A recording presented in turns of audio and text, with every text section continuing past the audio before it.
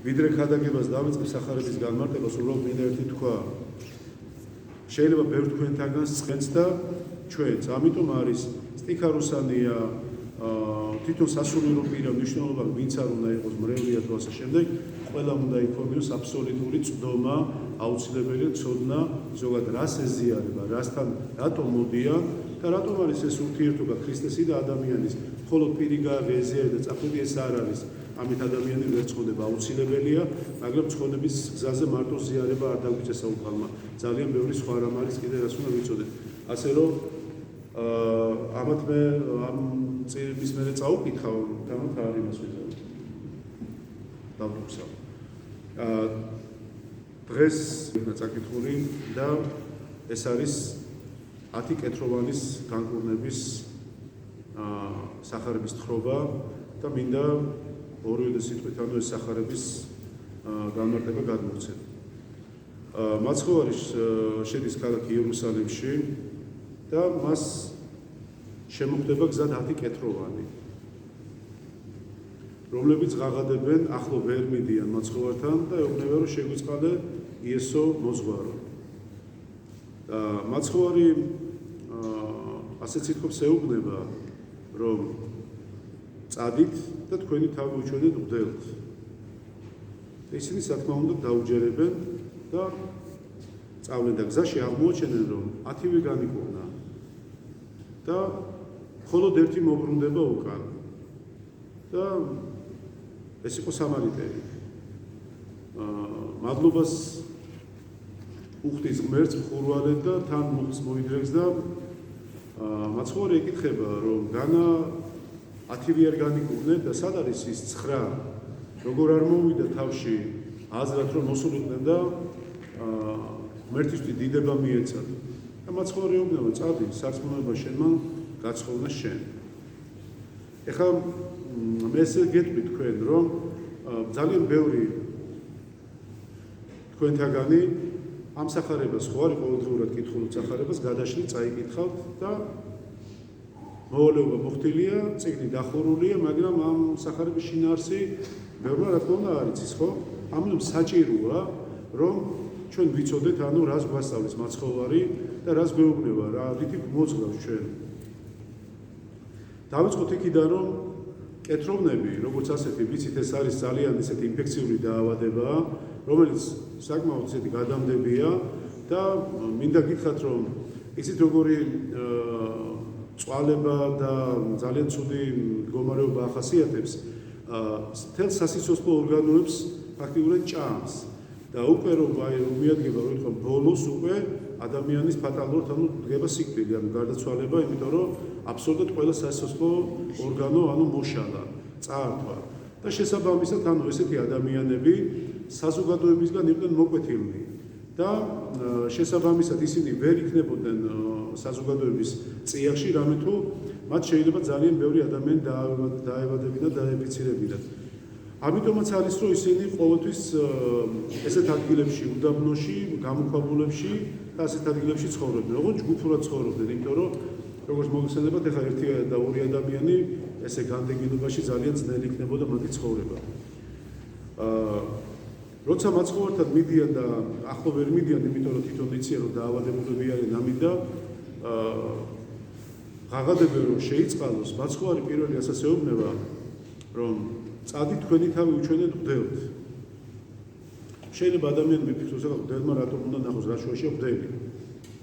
რამე თუ მოგახსენეთ ძველი აი ამ აღთქმის ეკლესიის სწავლებით, ანუ იმ მდგომარეობით მღვდელს ჰქონდა ესეთი უფლება, რომ უნდა ენახა კეთრი დაავადებული ადამიანის თვითონ კეთრის სიმძიმე. თუ ეს ადამიანი ძალიან დაავადებული იყო, მღვდელი გადაწყვეტა, რომ ის მოეკვეთა თუ არა საზოგადოებიდან.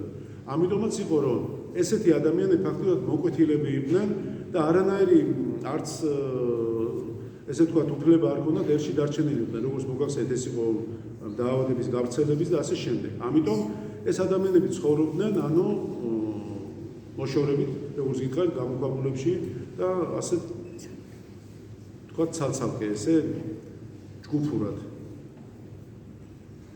მიდიან გზაში ეს ადამიანები დაუჯერებენ, ანუ დაუჯერებენ, ნახეთ, ხო შეიძლება ვიღაცა მოდის დაუშვათ კეთროვანი ეს ადამიანი დაავადებული და ეუბნები რომ წადი მღვდელს ჩვენ არ იტყვის კაცო მღვდელი რა შუაშია ამ დღეში ვარ გამწარებული ვარ ესე დაავადება მაქვს მაგრამ მათი მორჩილება აი აქ პირველი რაც შეიძლება აღინიშნოს მათი მორჩილება რომ ისინი ემორჩილებიან და მიდიან და გზაში აღმოჩნდა რომ ისინი 10-ვე განიკურნება მე მოგახსენეთ რომ მღვდელს უნდა ენახა აუცილებლად და ეს იყო მათ რჯულში გაწერილი მე გახსოვს თქვენ ძალიან ბევრჯერ მithქვას თქვენთვის რომ ჰიგიენა ზოგადად ეხლა ჩვენ ჰიგიენა სახარებაში არ გვიწერია და სამთო ლიტერატურაში რატო უნდა მithქას ვიღაცა მიმითითოს ჰიგიენაზე ხო მაგრამ ჩვენ ვიცით მე ადრეც ახსენე რომ ებრაელებს ეს ჯულში ქონდა დაწერილი საიდან სადაც მაგალითად აქედან რო იდაყვებამდე უნდა დაებანათ ხელი ისე უნდა დავსწრათ და რატო იმიტომ კი არა რომ ამ ადამიანებმა ეს რაღაცა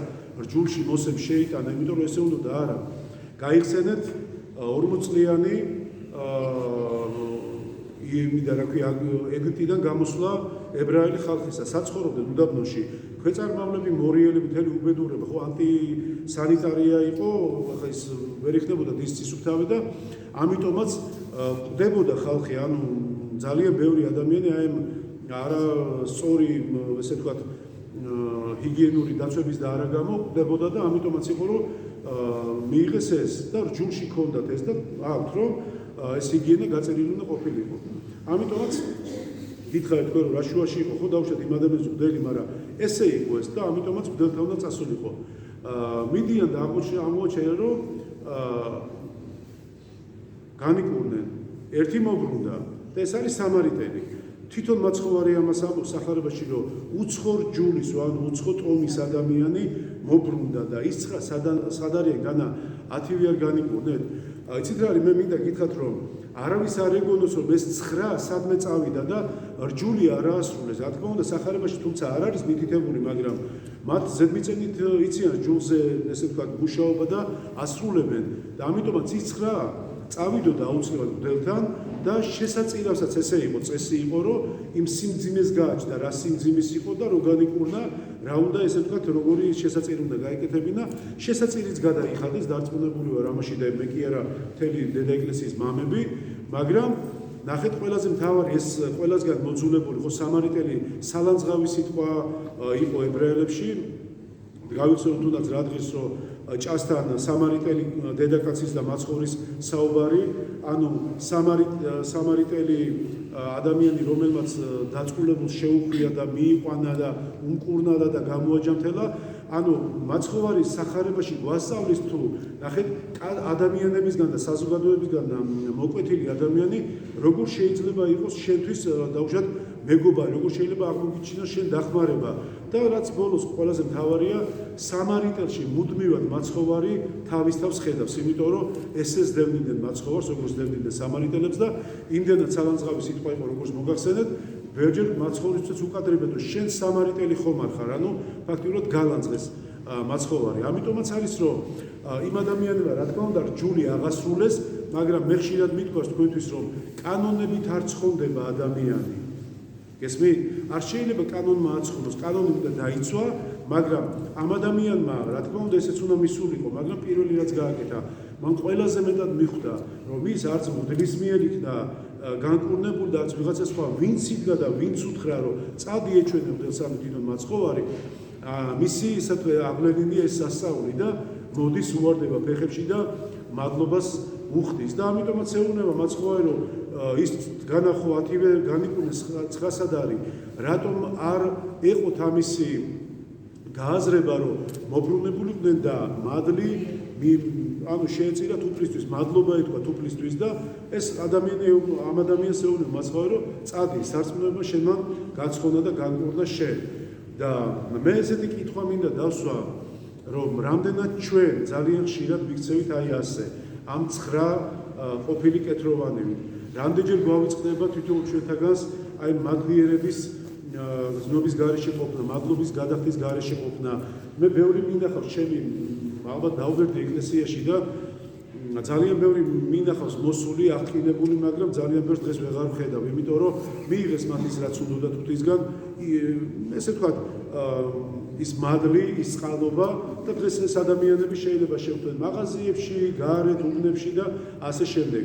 მე ციტრის თქმა მინდა და მოვიტანო თქვენამდე რომ უფალი ნებისმიერი ადამიანის ღირსებასაც ხედავს და უღირსებასაც ხედავს. ეს შეიძლება ჩვენ ვერ დავინახოთ, მოვთხოვდეთ, შეიძლება საკვი ხშირ შემთხვევაში საკუთარი ოჯახის წევრებიც კი ვერ არ ვცნობდეთ ბოლომდე როგორები არიან, მაგრამ კაცთმოყარე ღმერთს, რომელიც ყოველივეს ხედავს და უწყის, იმას ჩვენ ვერაფერს ვერ გამოვაყარებთ. ამიტომ არის რომ ნახეთ, უმადურობამ ნათლის ანგელოზიც კი დასცა და აი უმადურობის ბრალი იყო ზუსტად რომ ის შემდგომად გადმოგდებული იქნა დედამიწაზე. უმადური ადამიანი იმდენად ეგოისტი ადამიანია, რომ ახლა არ მოყვები მე ღმერთმა დაემფაროს, არ მინდა ამ თემას შევეხო, მაგრამ ნახეთ რის მინდა რომ როცა ადამიანი აი ეს თუნდაც ეს 10 კეთროვანი ადამიანი ავიღოთ, როცა მივიდნენ ისინი რომ მივიდნენ, განაყველა მიცოდა რომ ის მაცხოვარი იყო, ზოგს გაგონილი ქონდა, ხო ალბათ რომ და შენ შემთხვევაში ანუ ესე იყო სახარებაში ხშირად ესეა რომ შემდგომად ხდება მათი სულელის და ანუ როცა ეუბნება მაცხოვარი რომ გინდა რომ განიკურნო ან ასე შემდეგ, მაგრამ ამ შემთხვევაში ამ ადამიანმა რომ მიიღეს კურნება, რა თქმა უნდა ისინი წავიდნენ და ჯულს აღასრულებდნენ, მაგრამ მათ თავარი გამორჩა. იქაც მივიდოდნენ, მოასწრებდნენ, კიდეც ეჩვენებოდნენ ბლებს, კიდეც შესაძლოა შესწირავდნენ, მაგრამ ის რომელიც მათ წინ იდგა, ის რომელიც მან მისცა ეს კურნება, აი ეს დაავიწყდა. კაცი რომელიც 20 წელია კეთროვანია და გვდება და სიკვდილის სარეცელზეა, მანამდე არ განიკურნა და მით უმეტეს უფრო მეტად ღრმავდება ჭრილობები და ინფექცია მეტად იმატებს, ხოლმე დაფიქრებულიყო რომ როგორ შეიძლება რომ აი ამ 20 წლის მერე პირობითად ვამბობ, რომ უცებ მიდის და გზაში განიკურნა. რანაირად განიკურნებოდა, წამალი მაშინ არ არსებობდა და სხვა დაანჩენის საშუალებებით, ხო? ამიტომაც არის რომ ნუ მივემსგავსებით, მე პირადად ვამბობ ჩემ თავზე და თქვენც ამას მოგიწოდეთ.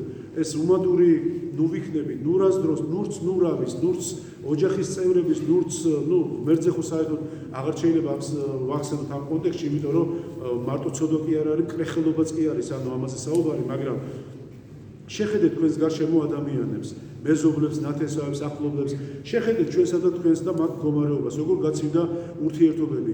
ადამიანები, ნახეთ, რაღაცა რო გვეწყინება, შეიძლება 100 კარგი და გაკეთებული რაც ქონდა, ყველაფერი ჩაუყარო წყალში და მხოლოდ ის ერთი, რაც თუნდაც შეეშალა იმ ადამიანს ის გახსოვდეს. იყავით მადლიერები, იმიტომ რომ დღეს რომ მე ავდექი და მადლიერი ვარ ღმერთის რომ გამიტანა დილა, მოვედი აქ წირვა, აგერ ლიტურგიაზე დგევარ, ხვალ შეიძლება ეს დღე ჩემთვის აღარ დადგეს. იყავით მადლიერები იმის მცირედისაც, ვიღაცამ დაგირეკა ტელეფონზე და დახედე ტელეფონს ხშირია, რაც მე პირადად მინახავს და აუ ეხლა მოუნდა ამას და არ პასუხობ. პირიქით უპასუხეთ, გაახსენდი ესე იგი. აი წარმოიდგინეთ, ვიღაცას უყვარ ხარ და ვიღაცა ფიქრობს და რაც ფიქრობ ამ შემთხვევაში, რატო დაგირეკა, რაღაცა უნდა შენგან და თუ უნდა შენგან რაღაცა და თუ შეგიძლია, გააკეთე. და ეს უმადურობა იმდენად ძლავრად არის ჩვენს ადამიანებში, რომ დღეს ჩვენ ვეღარ ვხვდებით სათქმელია, სად მართალია, ადამიანები მშობლებს დაცვდნენ შვილები, პირიქით ხდება მე მშობლები რაღაცა უფრო თავისუფლება მოუნდათ ამ რა თავისუფლება მოგინდა 60-70 წლის ასაკში. აი რაღაცა საოცარი რაღაც გვესმის და ამიტომ არის რომ ვეცადო თითოეული ჩვენთაგანი რომ მადლი მოვფინოთ ერთმანეთს. ეს მადლი ღვთისგან მოედინება და ეს კი არ უნდა დავკარგოთ, სადღაც კი არ უნდა დავაფრინოთ, სადღაც კი არ უნდა ესე ვთქვათ მოვისროთ, არამედ ფასი დავადოთ ამ ყველაფერს. ისეთ როგორი მადლიანია, როცა ნახეთ ესეთი რაღაცა, ვიღაც გაჭირვებული მოდის ადამიანი, ხო? მე მაგალითად დარწმუნებული ვარ, რომ იმას ნაკლებად უხარია შენ რომ მოიღე მოწყალება და რაღაცით დაიხმარე, შენ უფრო მეტად უნდა გიხაროდეს. ერთი რომ შეძენი და მეორე ისაა რომ შენი ხელით ვიღაცა გაბედნიერდა. თუმცა ამ ხელს უკან არის რა თქმა უნდა უფლის მარჯვენა. და ეს ყველას უნდა ახსოვდეს. რამე თუ კიდევ ერთხელ ვამბობ, ღვთის ნების გარეშე ფოთოლი არ ვარდება ხიდან და ჩვენი ერთი წყთაც კი არ შეგვიძლია მოვიმატოთ სიმაღლეში ჩვენი ყოველი ღვთის ნება. ამიტომ არის უნდა დავაფასოთ ყველაფერი, უნდა ვიცოდეთ მადლიერები როგორი ვიყო ჩვენი მშობლების. მე ერთხელ ესეთი საშინელი ფრაზა მოვისმინე. ეს არის საშინელება, რომ როგორ ამბობ შვილი, რომ ის არ მოულის მშობელს, რომელიც უკვე მოხუცებულია, რამე თუ ჩემთვის არაფერი მოუწია, ჩემ დედმამიშვილს მისცა და იმან მოუაროს. ესეთი ადამიანი დამიჯერეთ ხორციელად მკვდარია. მარტო სულიერად კი არა, ხორციელადაც მკვდარია. რა მნიშვნელობა თუ ცოცხალი დადის, ის მკვდარია. როგორ მშობელი იმიტომ არის, რომ რაღაცა დაგიტოვოს, ამიტომ უნდა სეპატივი? იმიტომ არის მშობელი მოუვარო, რომ შენ რაღაც ქონება დგას მის უკან და ეს ამას დაეპატრონო? სირცხვილი ასეთ ადამიანებს ხმამაღლა ვამბობ, მე არ წვენია ამის, იმიტომ რომ ასე დროს, როცა შენ უკვე აკეთებ იმას, რომ მშობელს იმიტომ დაეხმაროთ, ამიტომ გახსოვდეს მუდამ ის, რომ შენც მშობელი იქნები, შენც დაბერდები და შეიძლება შენ უარს მდგომარეობაში აღმოჩნდე. და მადლობა არ უნდა გადავხადოთ ჩვენ მშობლებს იმისთვის, რომ მოგვავლინეს, რომ ფეხზე ვართ, რომ ცოცხლები ვართ. ჩვენი მშობლების ეპოქაში ცოტა ხუმრობით ვიტყვი, რომ გამორთვალ გინდა? ვთქვათ ერთი რამ, რომ ჩემმა მშობელმა მე რომ მომავლინა, ხო? მე მთელი ცხოვრება ვარ მისი მადლიერი. იმისთვის, რომ იქამდე მომიყვანეს, ვიდრე მე შევძელი გამომყენებლად ცხოვრება და ასე შემდეგ. ან როგორ შეიძლება? როგორ შეიძლება? ნებას მომცემთ 1-5 წუთი კიდე რომ ვისაუბრო. ნახა მშობლებზე წავიდა საუბარი და ჩამოვარდა, ანუ სახარებისეულ თემა ამოვწურე მე. ამ შემთხვევაში მე მოგეცით, ანუ ესეთი სწავლება მე გადმოგეცით თქვენ, რომ ანუ უნდა ვიყოთ მადლიერები და ყოველივე ღვთისგან მოგეცემა. ეხლა რაც შეეხება ამ მშობლების თემას. სამწუხარო რეალობა რაც დღეს ხდება ჩვენში და ყველაფერი დაიწყო რამოდენიმე წლით უფრო ადრე, ვიდრე დღეს ჩვენ ახალგაზრდებს და ჩვენ გონია ზოგადად რა. მე მახსოვს ესეთი პერიოდი იყო, აღდგომის დღესასწაული იყო და დაიწყო ძალიან დიდი შტურმი ევროპიდან, რომ გმობდნენ ამას, რომ აი სასაფლაოზე ვის გავდია ჭამა, დალება, ან რა არის ეს მიცვალებულთა ამდენი, მთელი არ გახსოვთ თუ მე მახსოვს მაგ. გახსოვს ხო? აყვნენ ჩვენი ლიბერალებიც, აყვნენ ჩვენი ახალგაზრდებიც და ასე შემდეგ. მოკლედ ძალიან ბევრი იმ წელს რადგანაც სასაფლაოზე არ გავიდა ახალგაზრდების. მერე ყველაზე მთავარი დაიწყო ჩვენს ქვეყანაში მშობლებისა და შვილების, უფრო სწორად დედების უფრო მეტი აქტივობა იყო, რომ შვილები რომ დამოუკიდებლად ყველა არა, რა თქმა უნდა, ღმერთმა დაგვიფაროს, რომ დამოუკიდებლად უნდა გაიზარდონ და ასე შემდეგ და ასე შემდეგ და აი ევროპის სტანდარტებით ესია და ესია საკმარისია. ევროპა ვერასდროს ვერ ასწავლის ქართველ დედას როგორი უნდა იყოს ქართველი დედა. ევროპელ ქალბატონ დედას რო სხვა ოთახში ზინავს და შეიძლება სხვა მამაკაცთანაც ზინავს, ხო?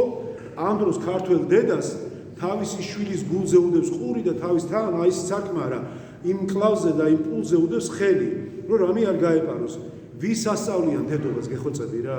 ვის ასწავლიან ქელეხები, როგორც ეგეთ შეიძლება დღეს ძალიან ცუდი ფორმა აქვს მიღებული 300 კაციან და ასე შემდეგ, მაგრამ ერთგვარი ურთიერთობა არის თუნდაც ეს, რომ ნათესავებთან აი ეს ურთიერთობა შეხვედრები და ასე შემდეგ. ვერასდროს ვერ გაიგებს, რა თქმა უნდა, ევროპელი როგორი უნდა იყოს დაუშვათ ქართველი დედა ან ქართველი მამა. ვერ გაიგებს და რატომ გონიათ რომ სტაფილოს უნდა გამოაწოლო გული და ასე უნდა აჭამო ბავშვს. მე თუ გავიზარდებ თლიხნის სტაფილოდი ვერ გავხდი ამხელა. ანუ მე რის თქმა მინდა, იცით, კარგია რატომაც არა ევროპელი სწავლება თუ ამერიკი და ყველაფერი კარგი რაც არის, მაგრამ არ შეიძლება მტვერსასუპით ყველაფერი ერთად ნაგავი და კარგით შეიწოვო და შეითვისო. ვერავინ ვერ მასწავლის მე როგორი უნდა ვიყო მამა, ვერც ვერავინ ვერ ასწავლის როგორი უნდა იყოს ქართველი დედა. ქართველი დედა ეს არის ფენომენი, არ არსებობს გავსი რამ, ეს არ არის გადაჭარბებით. გავსი რამ არ არსებობს არც მთელი მსოფლიოს მასშტაბით როგორც არის ქართველი დედა. და როგორ უნდა ასწავლო ქართველ დედას გადაგვარება, არ გამოვა ეგ საქმე. ტყუილად იხლებიან და ამიტომ რადგან ვახსენე, მე გეტყვი ჩემო მომავალო თაობა, ჩემო ბავშვებო, შვილებო და ჩვენო მართლა იმედი ხარ თქვენ და მომავალი თაობა. ყველაფერი კარგია, რაც კარგია და შეიძლება უცხოთ ჩვენ დრო იცვლება და ჩვენც ვიცვლები დროსთან ერთად, მაგრამ ქუჩაში დაგდებულ ნაგავს შეჭამთ, არ შეჭამთ, ხო? ფეხით გვერდზე გაწევ და გაივლით. აბა რასაც გვთავაზობენ, ყველაფერი შესაძლებელი არ არის.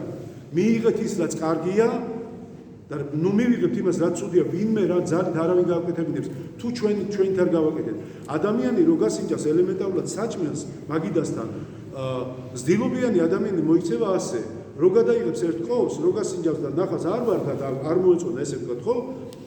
აბსოლუტურად ხმას არ ამოიღებს, სკერდაც ეს რა გაუკეთებია და ეს როგორ არა. ანუ აი ეს კულტურა აქვს და აიღებს და გადაიღებს მეორეს, ხო? ასევე მოიქცეთ ეხლა რახან ადამიანები ვარ და პატარა ქვეყანა ვარ, ყველაფერი ძალით მატენო, აპატიეთ ამ გამოთქმაზე ეს არ არის სწორი და ნორმალური. არ მოგვეწონა, ჩვენ შეგვიძლია დილობიანად კულტურულად უარი თქვათ ამაზე. რაც მოგწონს მივიღოთ კაცო, რაზეა ლაპარაკი, მაგრამ არა, რატომაც ესე ხდება?